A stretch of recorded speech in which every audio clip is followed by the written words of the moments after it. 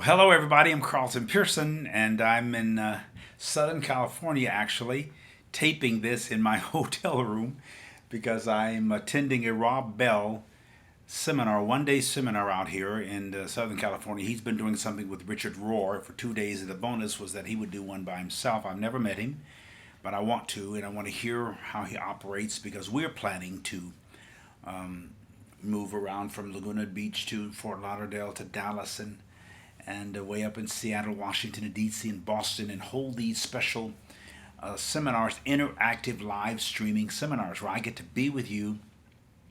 You bring your friends. We'll be doing PowerPoint and all kinds of things like that. I'm working out something with Neil Donald Walsh, who is the author of Conversations with God, the 15 million seller series in 37 languages. We really have hit it off well, and I've known him. I've read his books. I read the book the first time probably 12 years ago or more. Got myself in trouble. That's when people, I encouraged people to go get the book, and I wouldn't finish reading it. When they went to the bookstores, they couldn't find it except in the New Age section. I think we lost like 30 families overnight with that. And I told him that. It's fun now because that's way in the past.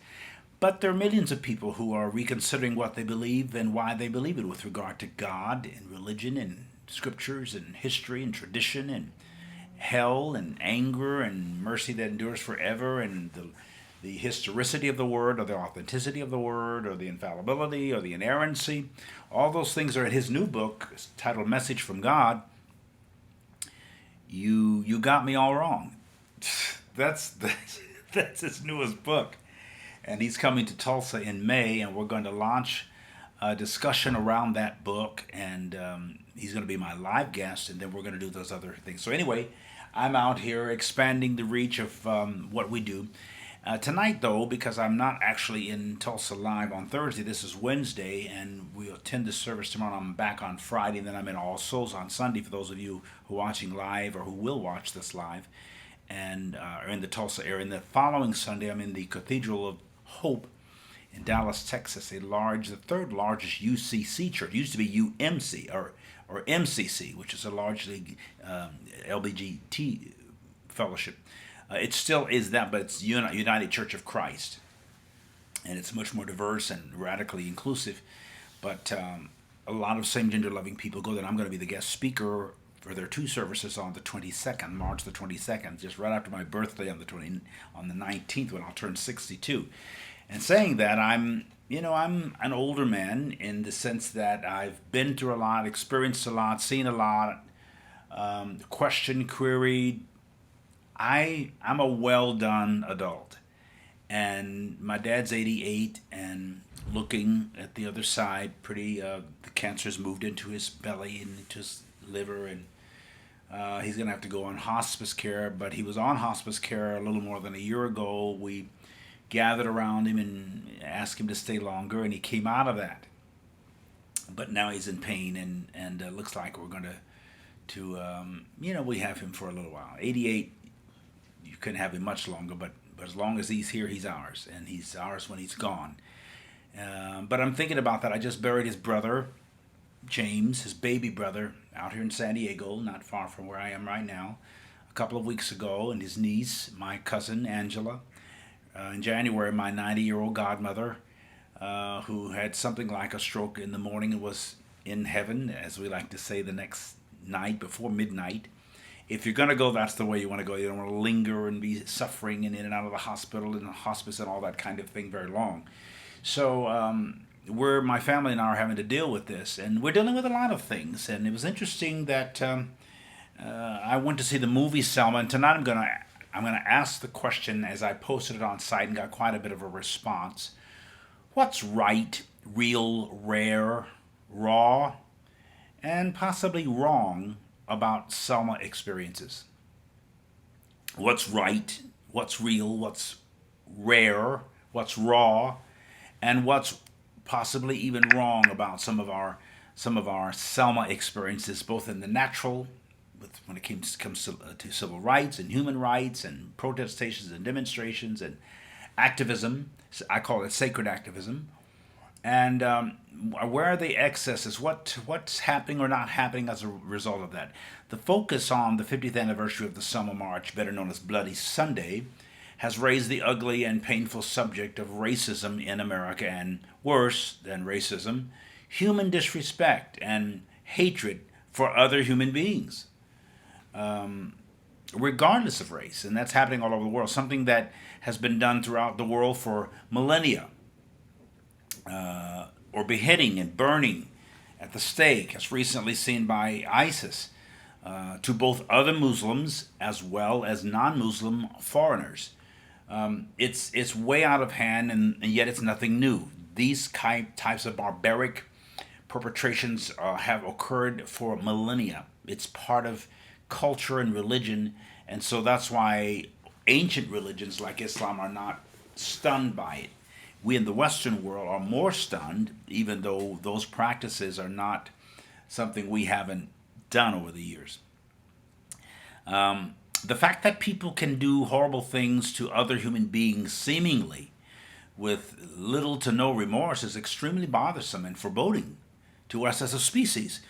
The Oxford Dictionary states that hanging, and there's a lot of that has been done, lynching. There was a reference to it at at one of the fraternities in Oklahoma the other day. It's just startling that they would go so far as to sing these songs. These are freshmen, and they've all been kicked off the campus, and the fraternity is shut down. That they were singing racist songs using the N-word and nigga. That's what that word is. And of course, the first time I heard that word, my mom was saying it. You know, I grew up in a community where it was very, very common. Sometimes when I'm hanging around with people whose names, if I mentioned, you would know, and they're prominent civil rights activists and social activists, they still use the term when they're among themselves. It doesn't seem to have the same poison, but when somebody outside of the culture uses it, it's profoundly offensive. The same idea of getting Amos and Andy off television and ruining their careers, and it was just starting and they were getting a chance to become multimillionaires, and people got upset and we stopped it. And I don't know whether we should have let it run its course and let them make their money, because that's the few ways blacks can make money. Today we have black presidents and senators and congressmen and judges and sheriffs, and the dream that Dr. King dreamed really has been experienced by many, literally by millions. But anyway, the Oxford Dictionary states that hanging is specifically to put to death by suspension by the neck, though it formerly also referred to crucifixion and death by impalement, in which the body would remain hanging. So the whole idea of barbarism and hatred and torture and dismembering and disemboweling and beheading and the things that humans do, that's the concern I have. If it was every once in a while, a little bit here and there, but humans have done this to humans, very animalistic, if you will. Various forms of hanging has been a common method of capital punishment since medieval times, and remains the official execution method in numerous countries and regions today. So the lynching of black people 300 or 400 years ago, and recent lynchings in other parts of the world, are not new. They're barbaric, they're primeval, they are prehistoric, they're antiquated, but yet they're very common with some religions, particularly Islam, various aspects of it. Beating and burning is also one of the hideous practices of punishment used throughout the world for millennia.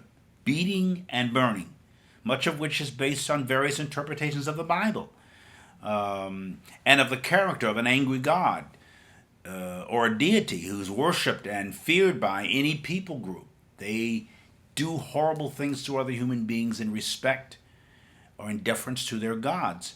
And there's so many out there. Many societies have employed capital punishment as an execution method for such crimes as treason. They would beat or behead or burn for rebellious acts by slaves.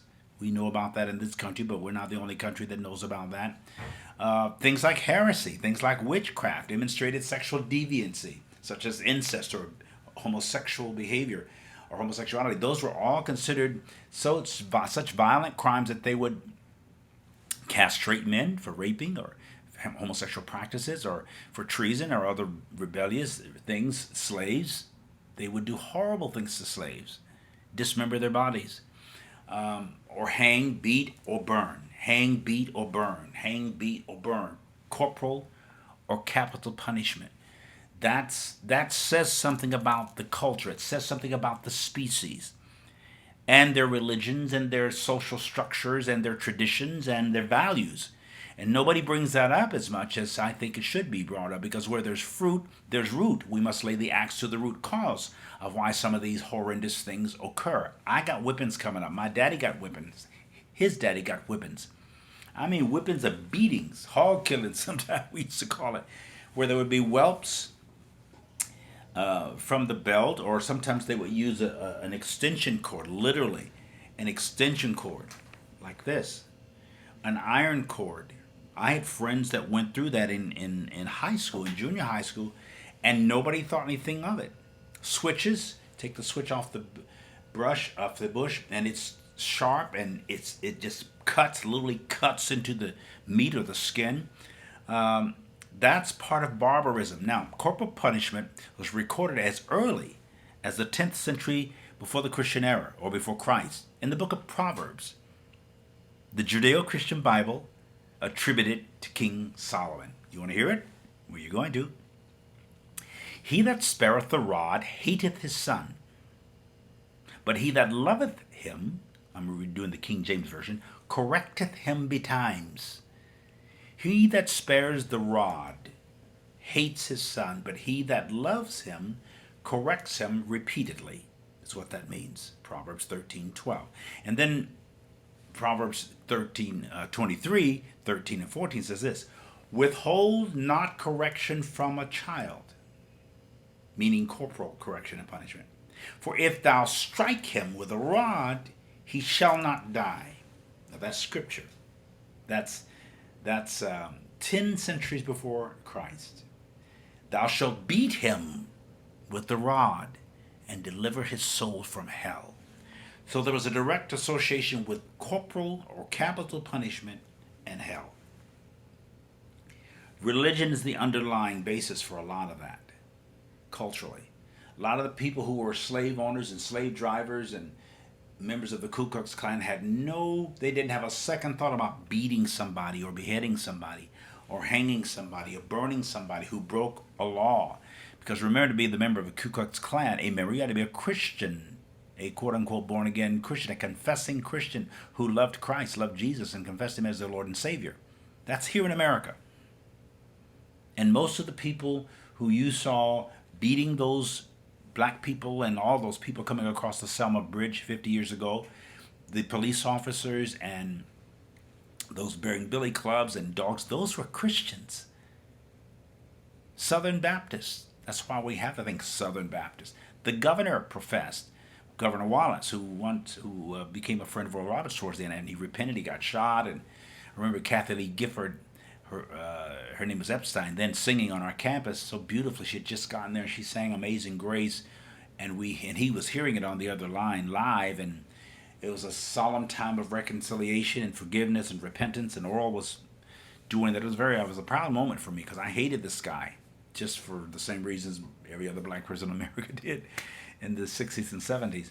So I've evolved a lot in my time, and I'm looking at all of this. It was certainly this beating and bruising and corporal and capital punishment and killing was certainly present in classical civilizations. It's not new. It was being used in Greece, in Rome, in Egypt for both judicial and educational discipline.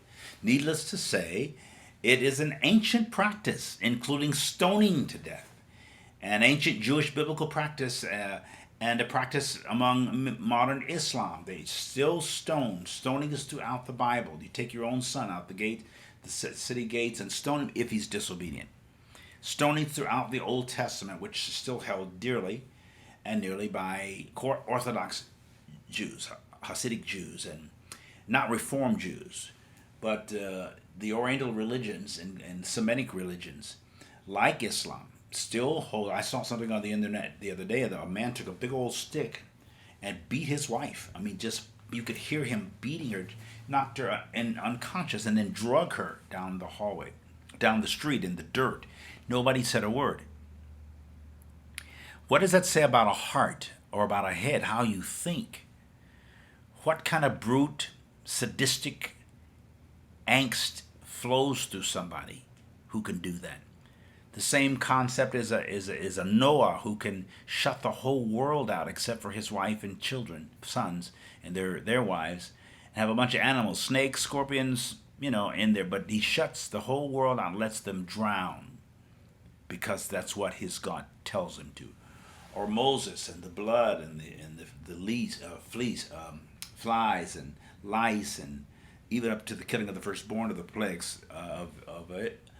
That came upon Egypt, and for them to be able to escape it, and then the flood, drowns all of Pharaoh's men. Those are fairy tale stories. They're fascinating stories, but when you really stop and look at them, they're biblical stories. And all of those things are instigated and commanded by a God, a Judeo-Christian God, a biblical God, in somebody's infallible, inerrant, only authoritative Word of God. Why do I bring this up? We've got to draw some lines here somewhere. We're missing it big time. Selma brought all that up for me again.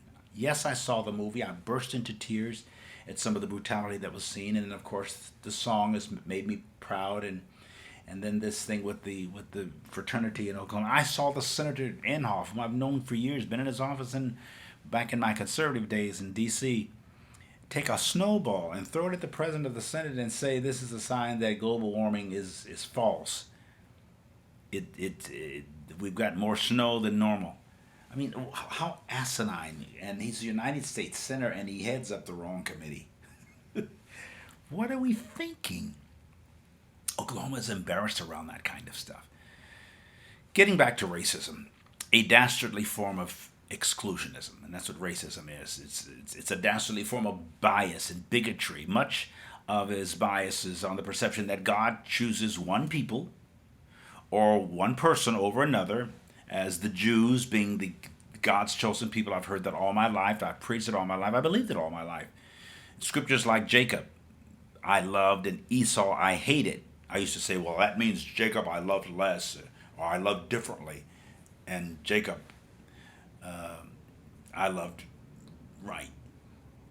I'm trying to figure out how God could say in His Word, in the old traditional verbiage, Jacob I loved, Jacob I loved, Esau I hated. That's like Jews and Arabs. In the minds of many Americans, you watch the movie Sniper and these war movies, it is this whole idea of God ordaining the sons of Ishmael or Esau to be executed or tortured or excommunicated or extricated from the planet. And they then, in recourse, want to extricate Jews, not just everybody, but Jews particularly, and now Americans. I mean, these are centuries and millennia old anger issues that are threatening modern society. We will have acts of terrorism on American soil. There's no way to avoid it. We just pray that they're not as violent as the one that took place on September 11th. But there are terrorist cell groups in America already. And only, as in the old term, only the grace of God would protect us from something horrendous happening. But we create some of this in our consciousness. We create it in our attitudes. It goes way, way back to believing that God hates anybody or loves some group or person or some religion more than somebody else. Those types of prejudiced thoughts or prejudicial thoughts. Prejudice means to prejudge or to judge in advance before you experience the person. You can prejudge a Catholic before you've ever met a Catholic or gone to a Catholic Mass, or prejudge a Muslim before you've ever sat with an Orthodox Muslim who prays 5 times a day and says, Assalamu alaikum, Assalam, peace, or Shalom to Jews, or sit in a Pentecostal service where people speak in tongues before you judge them. Get to know them, eat with them, see what happens after the service is completed, see what goes on before the service is started. Sit with a gay person, a gay couple. Talk to them about their lives. Talk about them the first time they experienced their orientations towards same-gender attractions. What was that like? Were they bisexual? Do they have the propensity to be married to the quote-unquote opposite sex? Get to know them before you judge them. Otherwise, you're prejudicial. You're prejudging them. And the only way we're going to bring peace to this earth is we got to stop doing this crazy stuff we're doing. God's chosen people, or scriptures like Jacob I loved and Esau I hated or loved less. Either way, prejudice, discrimination, bias, piety are connected and are forms of worship, forms of religious discipline, forms of sacred dogma for millions, culturally, racially, ethnically, and religiously. We have to bring this out. Why do you believe? What do you believe and why do you believe it? How do those beliefs add to or subtract from the quality of the life? I mean, I'm really laying the axe to the root. I see that religious presuppositions about an angry God who should be feared is the number one cause of the most violent acts on this planet. I'm not denouncing any of those religions per se. I was brought up as a fundamentalist Christian with Pentecostal roots. My dad's 88. I'm going to bury him. He still holds to about 90% of that, except he'll have a glass of wine sometime. And my mom, too. They play Christian television in their house all the time. I can hardly stand it. Mama has all the televisions on one person. She's still calling me, asking me, turn it on. So-and-so's on. And I love them all, but I don't sit and watch Christian television. In fact, I know Christians don't. Old Christians like them do. People watching all kinds of stuff these days. Donald Walsh, in his latest book titled God's Message to the World, You've Got Me All Wrong. That book is amazing. He writes this, and we become friends, and I told you earlier we're going to start doing some things together in this country because I believe his message is very, very important, though. In fact, we're going to be celebrating the 20th anniversary of God is Not his book, Conversations with God. Happens to be occurring right when I'm in Los Angeles at Mike Beckwith's Revelation Conference. So I hope to attend one night. But anyway, he makes this comment in the book. The religions of the world could hardly place before humanity a doctrine of a deity who is judgmental, vengeful, and ready to turn love to wrath without that deity having a reason to do so. So religions came up with a reason. Not necessarily God, but religions came up with a reason to justify a vengeful God who's judgmental and ready to turn love to wrath. We came up with this. The scripture says God created man in his image and likeness. We created God in our image and likeness. To finish the quote, it was not lack of love that drove God to these actions, they said, these people who created these religions, but the need for justice, they're saying. We got to have God as a just God. We got to have justice on the planet. Given this, our religions have told us that we should be able to understand why judgment without appeal, condemnation without exception, and punishment without end, eternal punishment, are necessary responses from God to the evil doings of God's creations, including the unforgivable evil of belonging to the wrong religion. If you're a member of the wrong religion, you deserve to be beheaded, your arm cut off, your leg cut off, disemboweled, burned at the stake, beaten, whipped, kill the infidels. That's in the Quran, and it's in various aspects of the Judeo-Christian Bible, more of the Old Testament. But it's there, and that's all considered by these people groups the authoritative or the inspired or the infallible, inerrant word of their God.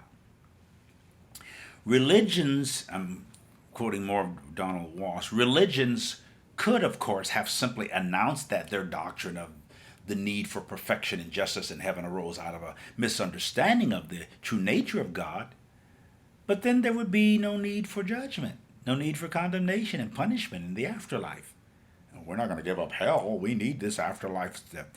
And the frightening prospect is the chief tool of member recruitment and member retention for most religions, helping people escape hell. That's the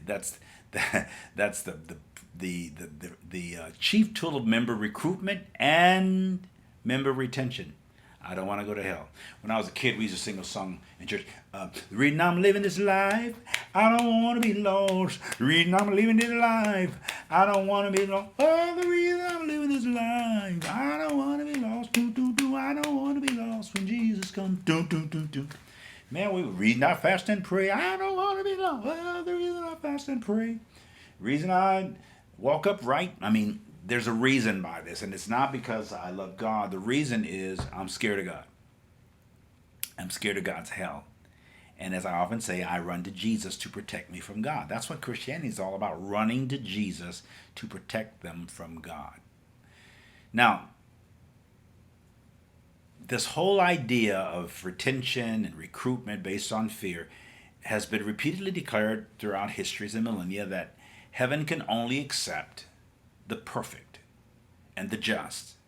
And so, I'm quoting Neil Donald Walsh, the need for the mildly imperfect to be purified through suffering purgatory, and the unforgivably imperfect to be unforgivably imperfect to be purged, usually through everlasting punishment in hell. I'm gonna burn the hell out of him. I'm gonna burn him till he pray. I'm gonna burn him till he say yes. I'm gonna toast him till he yields. That's kind of the mentality behind this idea, even if it was a remedial or corrective, more than just punitive hell. The whole idea that God is that vicious, it's been firmly cemented in humanity's religious teachings, both in the past and archaic as those teachings may seem to this very day. I mean, that's in that book that I'm going to be highlighting more in May. God's message to the world: you've got me all wrong. That seems arrogant and somewhat trite and bodacious, but I believe that that man is hearing from God, or hearing from some ultimate intelligence and reality that could be seen as divine. Now, back to the subject of racism and segregation. I didn't pay attention when I started. I probably stopped in about 10, 15 minutes. Is there a difference between racism and segregation? Think about that a minute. Is there a difference between racism and segregation? And how natural and normal is racism in America or the world? And is it as common among one race as it is another? I perceive racism to be the belief that all and any members of each race or ethnic group possess characteristics or abilities specific to that race in particular, and so distinguish it as either inferior or superior to another race or races. That particular people group, based on their attributes as a race, colors, what have you, culture, they are distinguished as either inferior or superior to other races. These perceptions lead to prejudice, to discrimination, to antagonism directed against someone of a different race based on the belief that one's race is superior. We've all been through that. We're all racist in one sense. As long as there are races, there's going to be racism. There's one that's less poison. If I walk up and say, hey, nigga, where you been? Nigga, please. Now, that is unacceptable in some circles, but very acceptable in behind closed doors. I've heard black people say it all the time. Men and women. I've heard preachers say it. Nigga, that nigga need to get... but if we see a white person saying that, and I had somebody say to me, I know white niggas and I know black niggas. Nigga now doesn't have to do with color. It's a degrading comment about somebody's character. It's kind of evolved over the years to mean that. Like I said, them honkies, them peckers, peckerwoods, poor white trash. I mean, blacks make comments just like that fraternity group in Oklahoma. The hideous comments they were making in jest, and they including lynching or references to hanging. That's not acceptable, but among them it is. Had somebody not taped it, it would have gone on forever. We don't know how long it's been going on. I perceive that it's not just recent. I think that's just a part of who they are. But I've also been around blacks who say some horrible things about white people. I don't stay with them white people.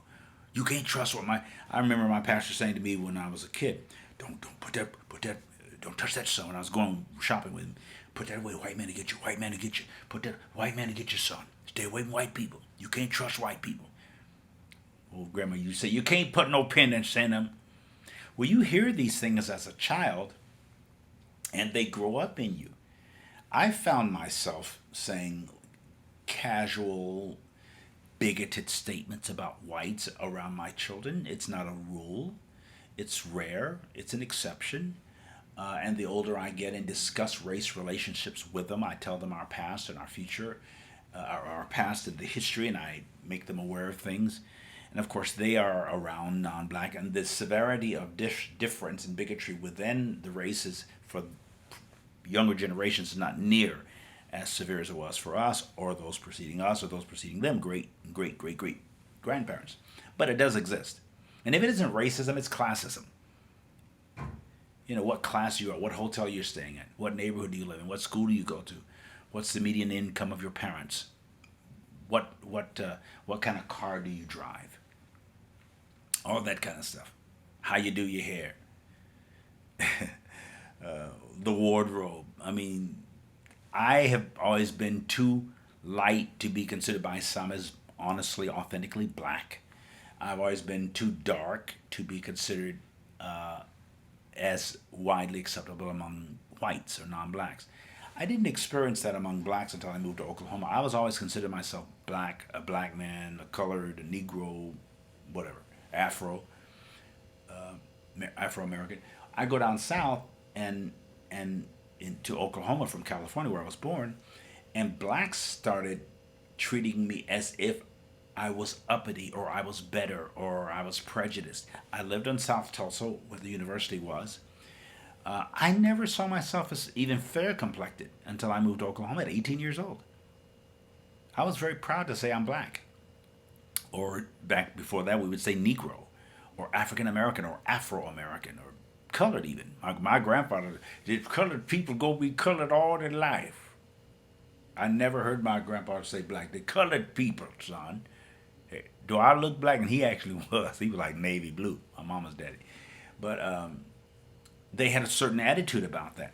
When I got to Oklahoma, I was a little bit more accepted among non-blacks. White people felt safe or less threatened by me because of my complexion.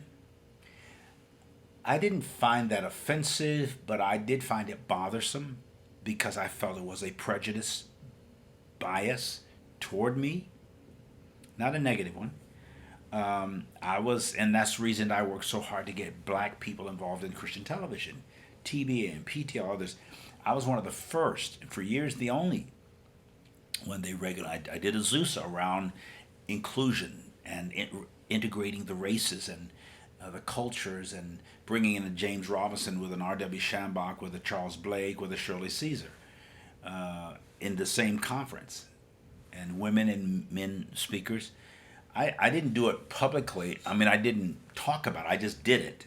And to present, to get TBN to have a Beverly Crawford or a T.D. Jakes on there preaching, Beverly singing and squealing like she does. Nobody can sing like Beverly Crawford. Anyway, that's water under the bridge. You see blacks everywhere, from the White House to the schoolhouse, the courthouse, the doghouse, the crack house, the whorehouse. I mean, we're everywhere, as are whites. So I'm happy with that. But I want to caste or class. You know, classism is quite similar in spirit, as I said, but not identically the same. Legal segregation is the enforced separation of different racial groups in a community or in a country or in an establishment. And the term comes from the Latin word that means separated from the flock.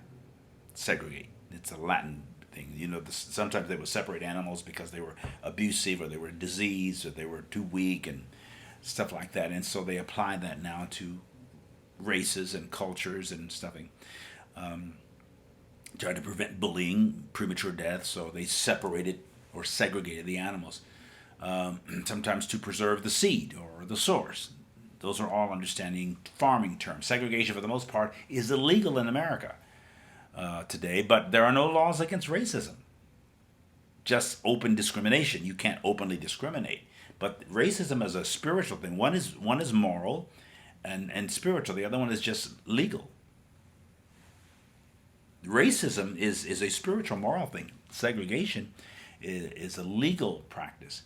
So marching and protesting and demonstrating, however peaceful and nonviolent, religiously or otherwise, cannot and does not change hearts, even if possibly it changes external conditions.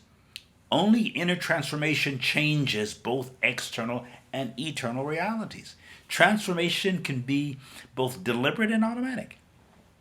By automatic, I mean done occurring spontaneously without consciousness or without thought or without intention.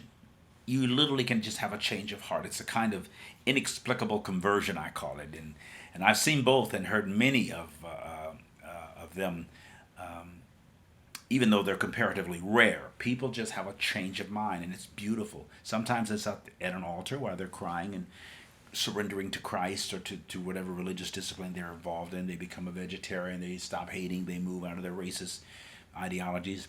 They get a cure due to what I believe is the intrinsic good or godness within all of us. When we evolve into our divinity, bridging the humanity to the divinity, we start loving different. We don't learn to love, we learn to hate. We come here loving automatically and trusting.